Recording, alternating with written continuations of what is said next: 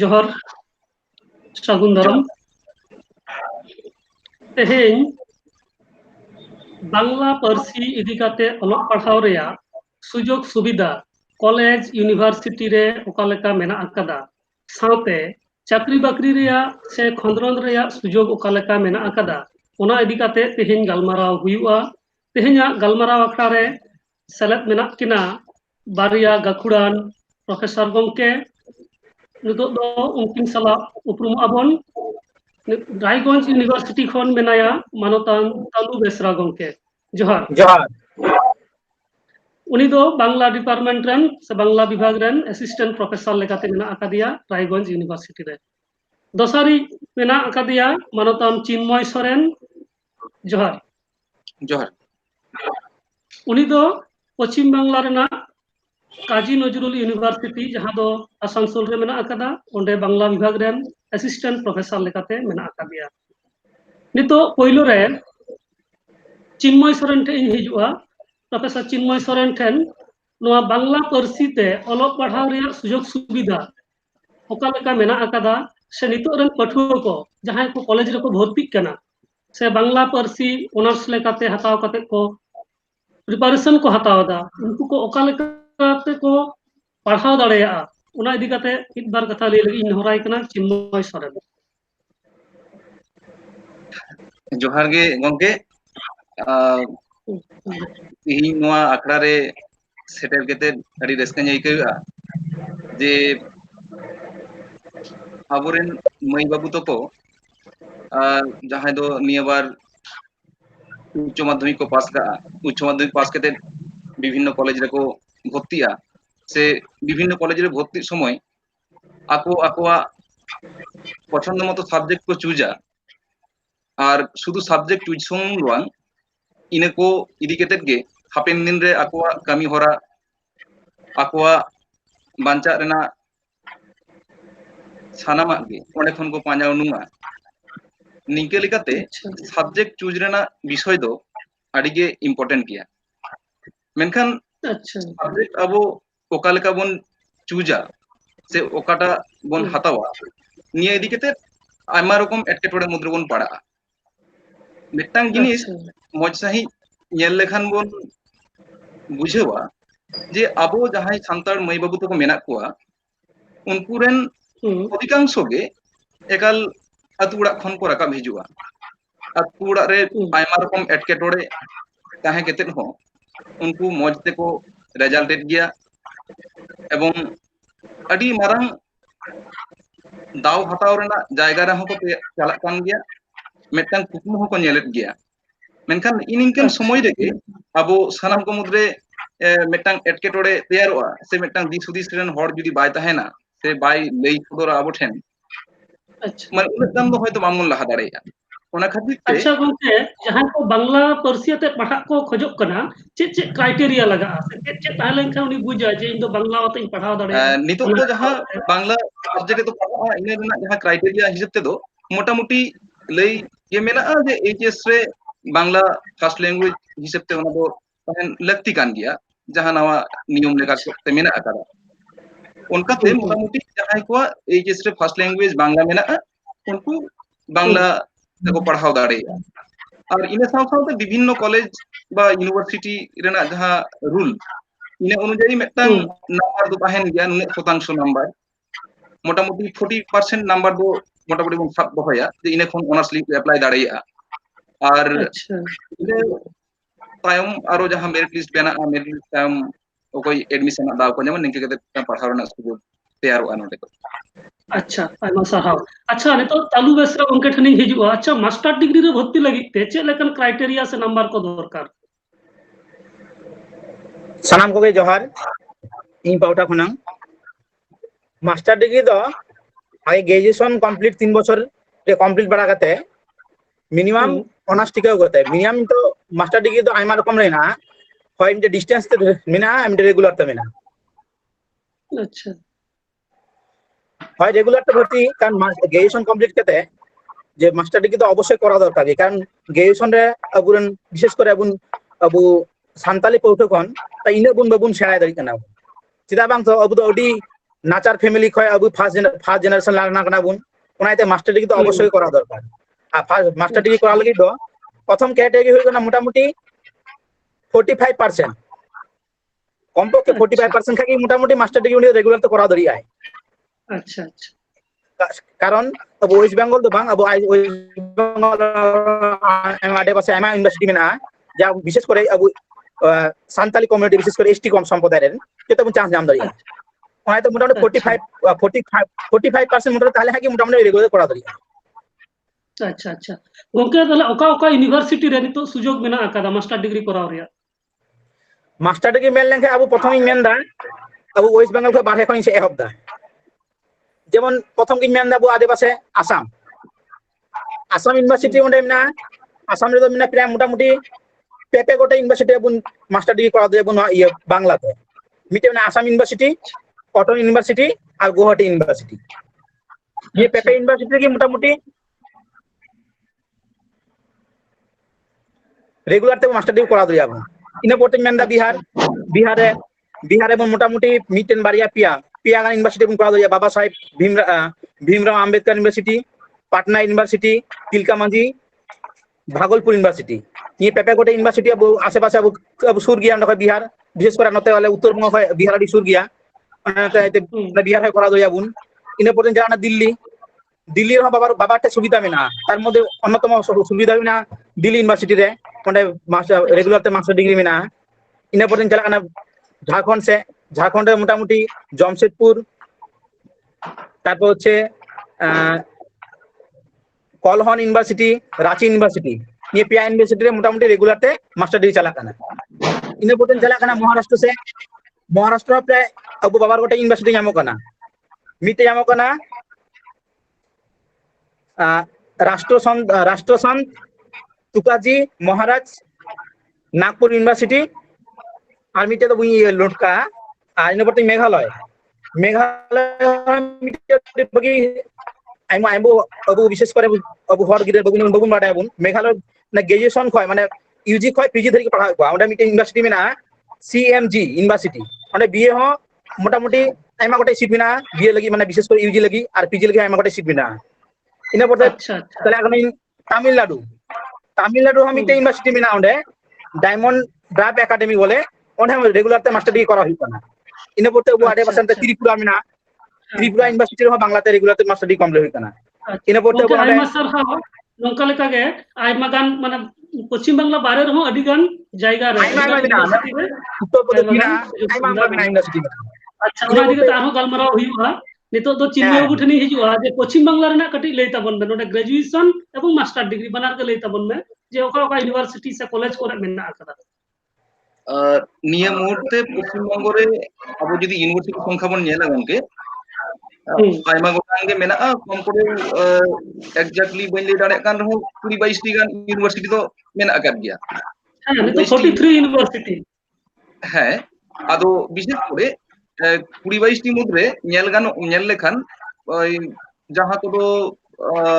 एकेबारे general university मेना are की जनरल मेनते दो ले चोय दिन जहां को दो एकेबारे जनरल कोर्स को पढ़ा हुआ ओना करे तो सनाम करे के बांग्ला डिपार्टमेंट तो मेना कर दिया और बांग्ला डिपार्टमेंट रे यूजी एवं पीजी बानार ये रे पढ़ा हुई kana चला कान गया लेतार गे और इन साथ यूजी बाद दिए हो सनाम यूनिवर्सिटी करे गे आरो जहां लटू से चेतन धाप से ऑल पढ़ाव रेना जहां बन मेन खंद्रम से गवेषणा से रिसर्च इना दाव दो सनाम यूनिवर्सिटी रे मेना कर दिया। अच्छा अच्छा नोंका नोडा हॉस्टल रेना सुजोग सुविधा ओका लेका मेना से स्टाइपेंड स्कॉलरशिप नोआ को यूनिवर्सिटी से कॉलेज रे ओका लेका निये दो मेटंग अडी दामन कथा बेन लई किया से अबोरन मई बाबू कोठेन नोआ तो पुरो अडी बेसी जरूर दिया किदा से पोलो रे अबो बन लई किया जहां दो तालु बाबू होय लई किया जे अबो जहां रकम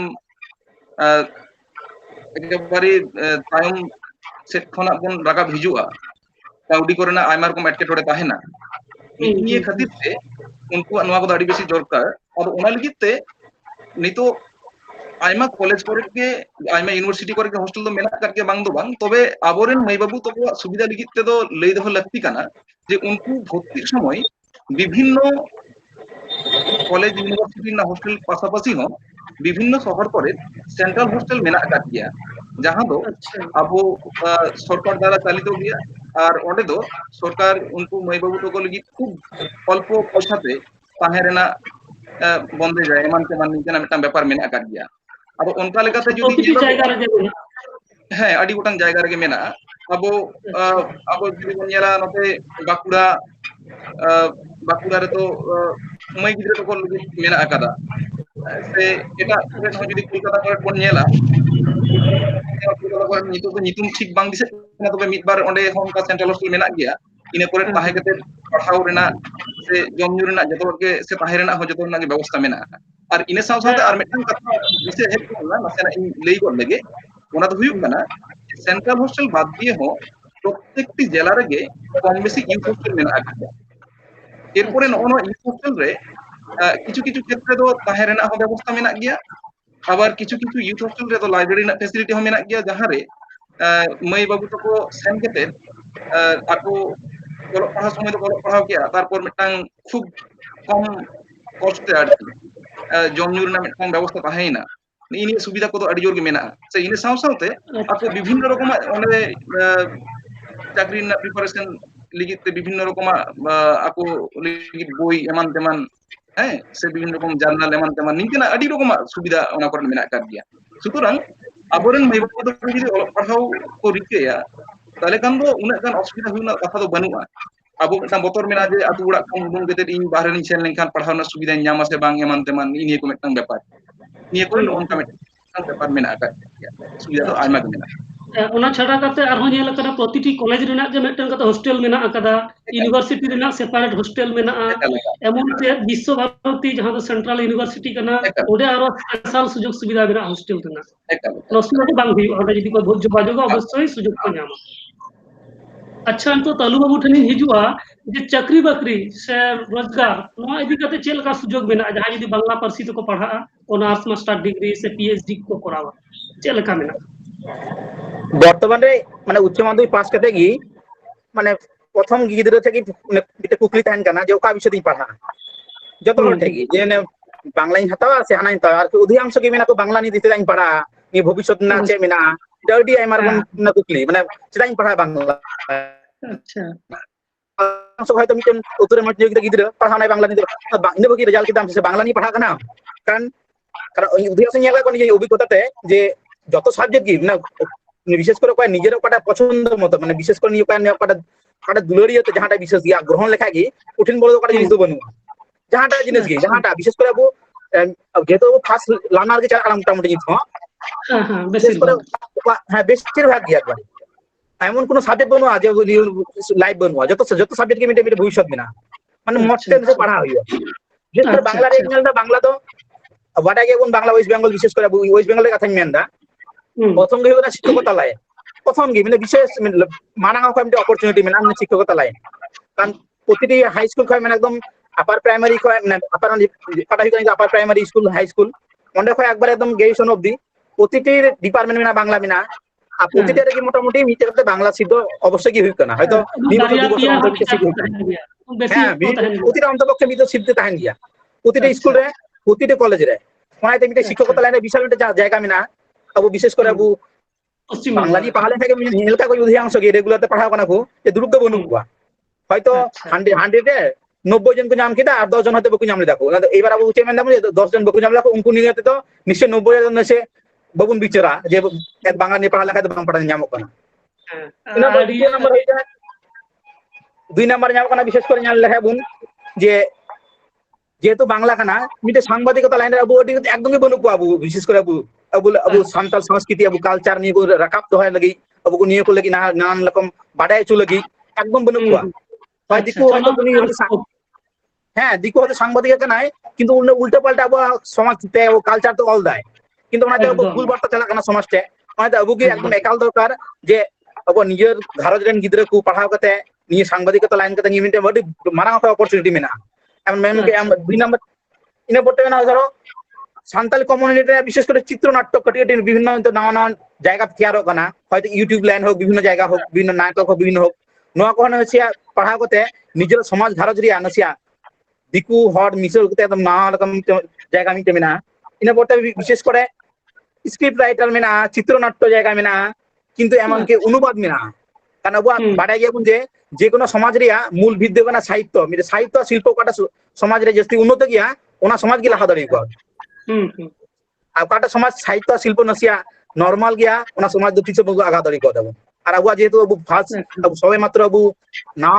আবু লাহাজু কানা গুণ বলেন বিশেষ করে আবু অল চিকি মিল আগামী স্ক্রিপ্ট মেনা অল চিকি ইয়ে সান্তালি লাহা বুন আন্দোলন চালা আনতা বুনা ইনা লাহার কি হল নিয়াল কে তবু মিটেন ইউটিউব অডি মিটেন অডি সারাও মিটেন ইউটিউব এন বেরাও কাতা বুনা সঙ্গে আদা আইমা ধন্যবাদ আইমা দিস সুদিস আইমা নাম কি দেন আইমা রকম বাড়াই যাবো না আচ্ছা আচ্ছা ওনা এতে যে নিকানা বিশেষ করে অনুবাদ যে আবুয়া নিতো সাহিত্য লাগি পড়া লাগি আবু সাহিত্য অডি অডি কম না বিশেষ করে পুঁথি লেখান জিনিস বনো একদম নিয়া আবু নিকো আবু ইংরেজি সাহিত্য বাংলা সাহিত্য বাং পড়াও লেন খাই ওকা তো তিস আবু নাও সাহিত্য বগুন বেনা দরিয়া বন নাই তাহলে আদিবাসী সাহিত্য একদম একালি পড়া জরুর দরকার যেগুলো সাহিত্য কথা বিশেষ করে বিভিন্ন সাংবাদিক লাইন রে হোক বিভিন্ন বিভিন্ন প্রকাশনী লাইন রে হোক বিভিন্ন আইম রকম লাইন জায়গা আমি না আচ্ছা তাছাড়া আর এমান কো মিনা তো খুব সংখ্যা দিয়ে যেতে মেন কথা আদিগান সুলভ মেনা যাহা যদি ভাগে লেখা পাঠা আসুলো লাগি তো মানে চিন্তা তো বাং হই পায়া চিন্তা তো বাং হইবা আইম রকম জায়গা মিনা আচ্ছা আচ্ছা ঠিক আছে এরপরে চিনওয়ে উঠেনি হিজুয়া যে যাহাই কো বাংলাতে কো পড়াক কানা বিএড কো করা লেখান গে স্কুল রে চাকরি কো নামা এবং নেট সেট কো কোয়ালিফাই লেখাन गे कॉलेज से यूनिवर्सिटी रे चाकरी को जामा तो नोआ लगी प्रिपरेशन चल का हताव लेखा नेट सेट को क्वालिफायर जिस तो नोआ दिक कटिक लेखा एकाल गे गंके तो इनो साथे आर मिटन कथा जुटी जागे बाबू হয়তো লই লইতে ঠিক গে যত গে ঠিকানে লই কেদা আর মিটন বারিয়া হয়তো বাদ জয় না নাসেনা ওনা जुटी लेके তারপর লই কেনা যে ইনো সাথে আবো যদি বন নেলা আবোয়া দিশম না যাহা কো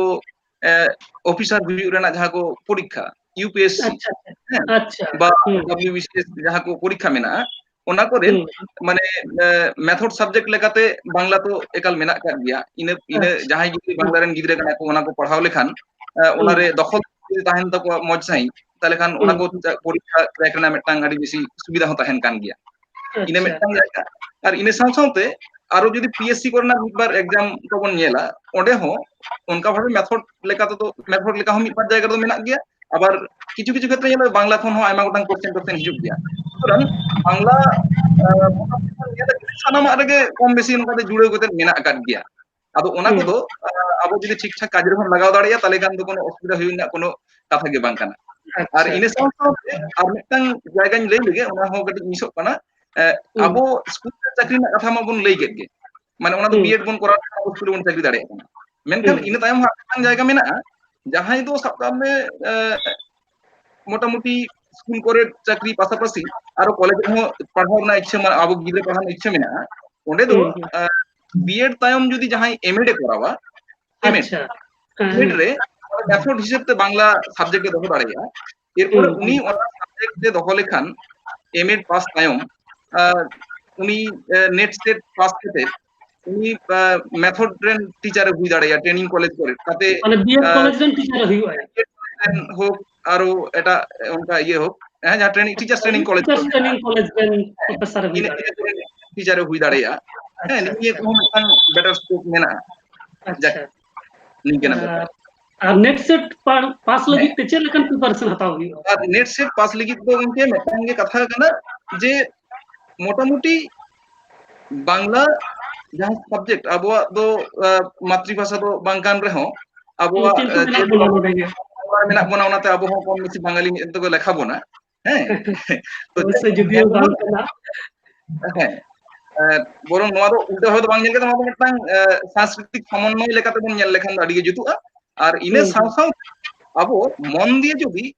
মানে বাংলা রেনা সংস্কৃতি ওনা মধ্যে তো আবো নিজস্ব মানে আদিবাসী সংস্কৃতি হো মেনা গিয়া বাঙালি কো সংস্কৃতি মেনা গিয়া নিয়ে কো জিনিস যদি মজ সাই কোন মানে নোয়া কো যদি চিতান আবো ইন্টারেস্ট তাহে না এবং ওনা ইন্টারেস্ট তাহে পাশাপাশি আবো নেট সেট না সিলেবাস কো যাহা নিতু মেনা কাদা ওনা কো যদি মজ সাই टेक्स्ट केते बन कभार ना बन चेष्टाया पूरा टेक्स्ट बन पढ़ावा इन साव सावते नवा को कुकली अब मने रे ताहेना इन संस्कृति चेत काना से बांगाली को संस्कृति चेत काना नवा को मुद्रे मिल अमिल गे बांग चेत ओकारे बांग मेल बंधन मेना इनकना लटू लटू उइहर भावना जदि अब मुद्रे बन जगाव दाड़ेया इने केते जदि अब मौज सही ओना टेक्स्ट को बन पढ़ाव दाड़ेया ताले खान दो नेट से पास ली से ओना प्रिपरेशन हताव लगी अडिटा के सुविधा हुआ और उन्हें साथ मोटामुटी जुदी और एकटू बन नेला ताले खान दो जे नेट सेट करे ना जहां जुदी सिलेबस नितो हयतो किछु रिविजन हुयु काना बांग्ला रेना हुई काना बांखान दो मेटटांग समय ताहे काना जे लोक संस्कृति ना जायगा को ताहे काना जहां रे दो शुधु नोंका दो बांग काना जे ओना दो बांगाली को आगे कथा ले नोंका दो बांग काना लोक संस्कृति मा जायगा मा जतो होड़ा संस्कृति ना कथा जे ओने ऑब्वियसली अब संतला हो आडी बेसी कथा हेज कान गया सुतरां नेल लेखान ओकाटा हो बांग खाटो गया से ओकाटा हो बांग को गिडी जदा जतो गे मिट केते मेना आकादा आदो नोंका केते अब जुदी माने अबवा उहिर भावना नोंका केते बन जगाव होचो दाड़ेया से इने इने भावना केते अब जुदी पढ़ाव बन पढ़ाव साव सावते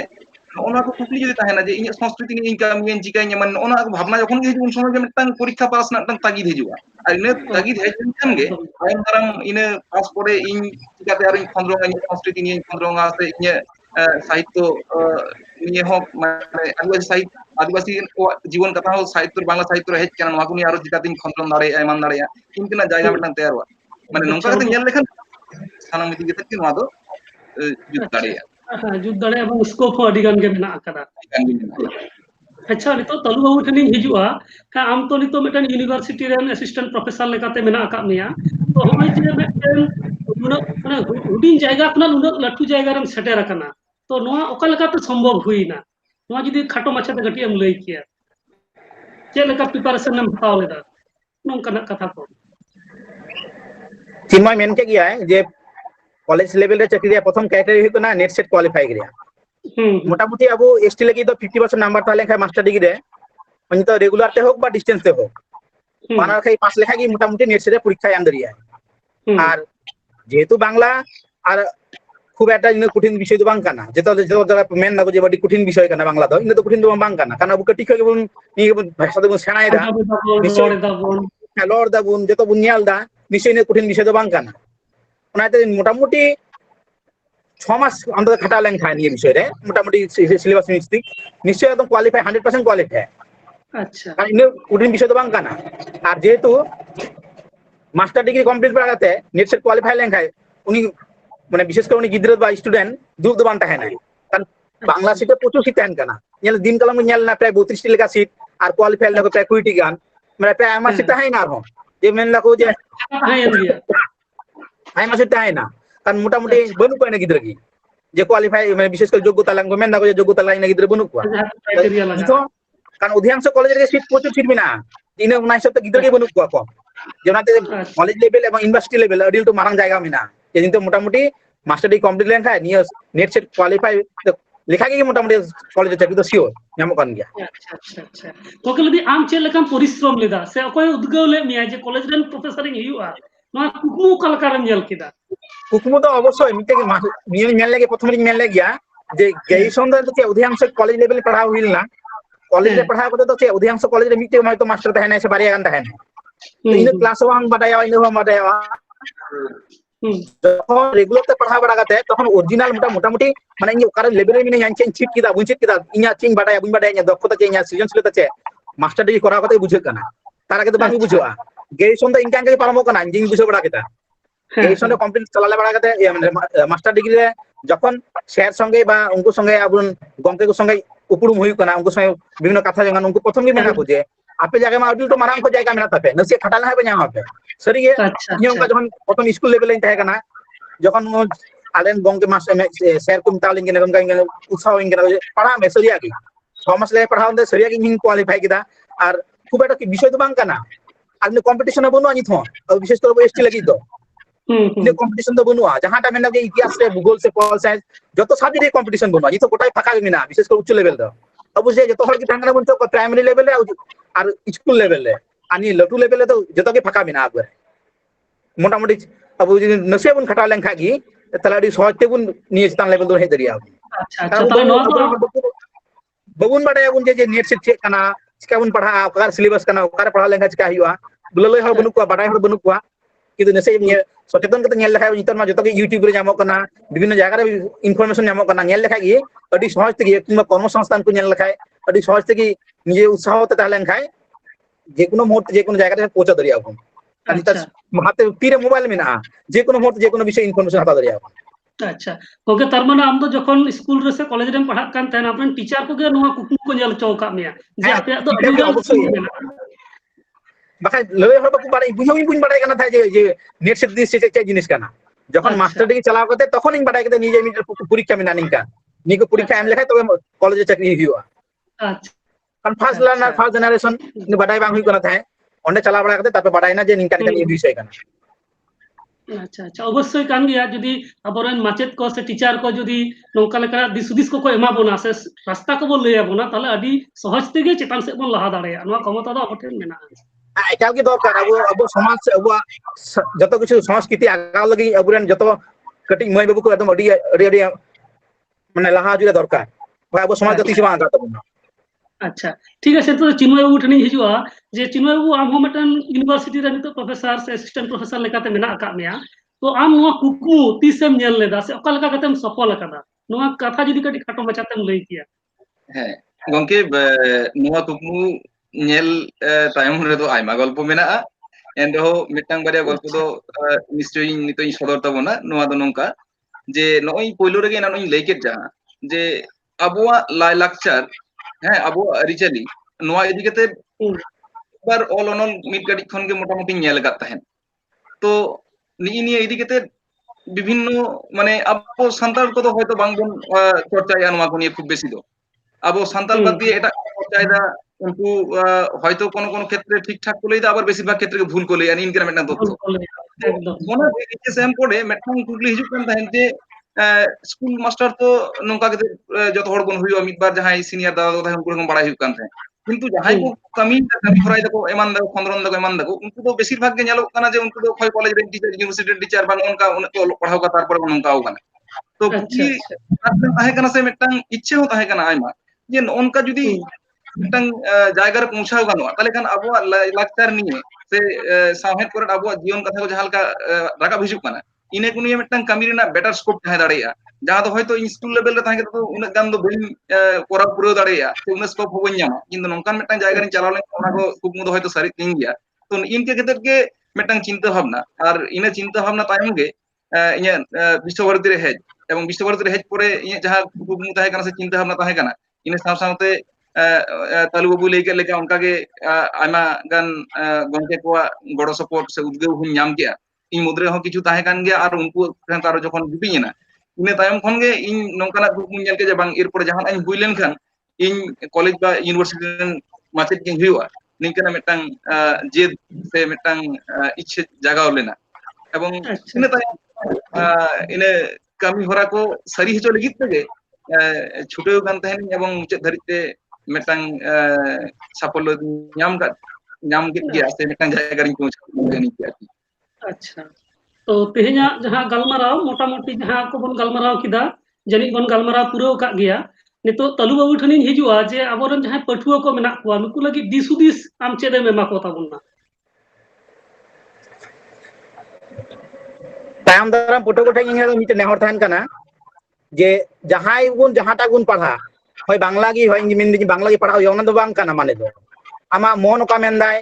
गार्जियन का मेंदा कोना दो बांग आमा मन का मेंदा का देनी पढ़ा दड़ी किया अधिकांश चे अब ग्रेजुएशन रे माध्यमिक उच्च माध्यमिक रे नंबर नाम के हयतो 80% निता मा बुझे गा जतो हर के 80% को नामदा अरे नेले वाले बांग्ला रे मोटामुटी आर के ऑनर्स नाम लगिते मुने हम 80% लगा कान गया ता तो नंबर गड़ते का नंबर को नाम देना उना हिसाब ते बांग्ला गे हतावा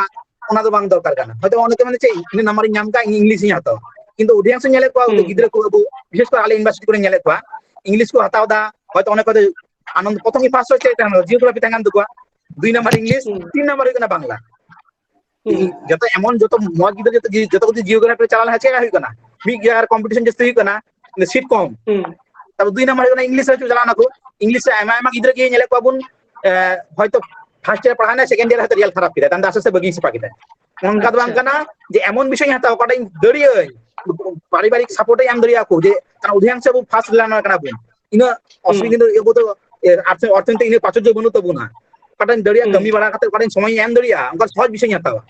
সে ইতিহাস হইও ভূগোল হইও বা ইতিহাস হইও বা পল সায়েন্স হইও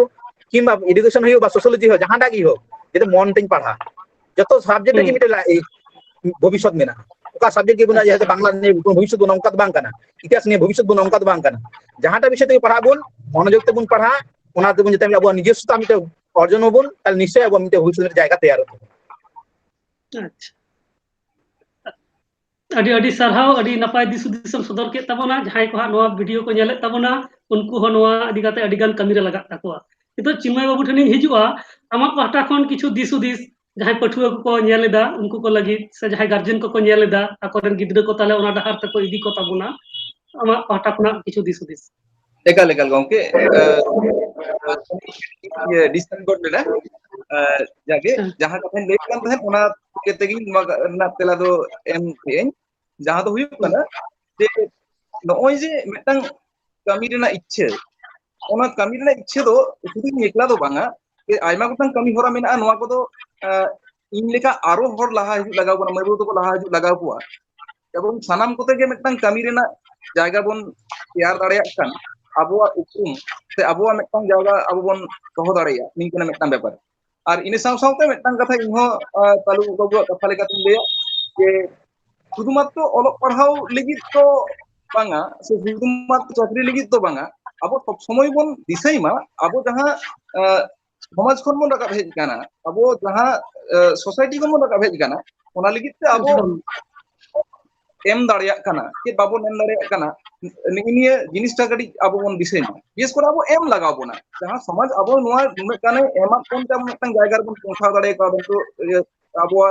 পড়াও রেনা অধিকার এম কাট বোনা আবো লড়াই রেনা অধিকার এম কাট বোনা যত কে এম কাট বোনা তো ওনা আবো তো বাঞ্চাও লাগাও বোনা ওনা লিগিত তে শুধুমাত্র মিটাং জায়গা খন দো বাঙা ইনি খাতির ইনি সাউ সাউতে আবো যাহা কোনো অঙ্কা জায়গা মেনা মানে সাবজেক্ট হুই দাঁড়িয়া বিভিন্ন মিডিয়াম হুই দাঁড়িয়া যাহার যেমন তাহেন নিকে নিকে আবো যেমন বাঞ্চাও নামন চেষ্টা যে আলিয়া ইয়ে সাফল্য সাউ সাউতে সমাজ রেনা তে উপকার হুই যে ইয়ে সাফল্য একমাত্র বড় সমাজ সমাজ রেনা একটা বড় নোয়া কামিরে ঘুরে বন তাহেনা নোয়া কামিরে কুরুমুটু ইদিয়া বন তাহলে খান দো নিশ্চয় সাফল্য বন জামা সে মিটাং সানাম কোতে বন লাহা দাঁড়াইয়া আবু একলা একলা তো একলা একলা দাঁড়া তো যত কিছু ইন্ডিকা আর শুধু হেড তো বাঙা তালু বাবু যাহাই লেকে এনানো যে প্রত্যেকটি স্কুল রে সে প্রত্যেকটি কলেজের মিটাং কে সিট তো রিজার্ভেশন অ্যাক্ট অনুযায়ী ওনা তাহে উচিত কানা ইনি একটা যেন পুরোপুরি বন পূরণ দাঁড়িয়া বন নিয়ে বন পূরণ দাঁড়িয়া হয়তো ভবিষ্যতে সেইভাবে দাঁড়িয়ে না কারণ নিতো কলেজ ইউনিভার্সিটি করে হম বেশি করতে গেল করছে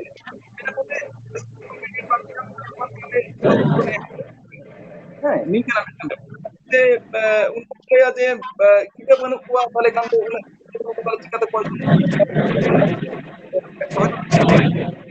কম করে পিয়া গিদ্র পিয়া ক্যান্ডিডেট তো ইনি কো যাতে আলো হুই মাঝে আবো ওইলো কোন সে পরবর্তী ক্ষেত্রে আবো টিচার করে যারা কলেজ ইউনিভার্সিটি মেনা কোয়া অ্যাসিস্ট্যান্ট প্রফেসর কোন অ্যাসোসিয়েট প্রফেসর বা প্রফেসর হুই তবিতে যাহা প্রমোশন ইনি ইনি কো আবো বই বইতে পুরো দি লাগাবো না আর ওনা লিগিতে মাই বাবু তখন কে কুকুনিয়ান লাগাও কো যে ইন নঙ্কা কে দেখতে তেয়ারো লাগাও নি যাতে ইন মেটাং জায়গা নি পৌঁছা দাঁড়ে আমরা এবং পৌঁছা দাঁড়াই কেতে শুধু ইন লিগিত বাং ইন সাউ সাউ ইন আলে সোসাইটি রে আলে সমাজের রিপ্রেজেন্টেটিভ হিসেবে টাউনিং তাহে একদম যদি আবো বন তাহলে খান তো নিশ্চয়ই মনেরে দিন দাঁড়ে হবন নামা আর আবহাওয়া মিদ দিন মা মিদ দিন পূরণ দাঁড়াইয়া গিয়া নোয়া মিটাং আশা দো ইᱧ দহয়দা আচ্ছা আচ্ছা আডি আডি সারহাও চিন্ময় বাবু সাথে তালু বাবু যে যদি আবো